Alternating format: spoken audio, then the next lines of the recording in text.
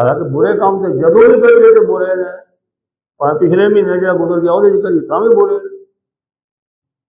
तो नजायज गल्लां जदों भी करिए बुरियां ने, नहीं अच्छियां। रमजान शरीफ का जिक्र क्यों हो रहा है? मुहद्दिसीन फरमाते ने इसलिए वास्ते हो रहा है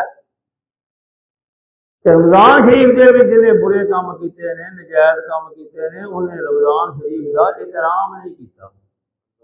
रमजान शरीफ का एहतराम नहीं किया, बेहुरमती की उन्हें, जिस वजह एक तो सजा यह मिल रही है।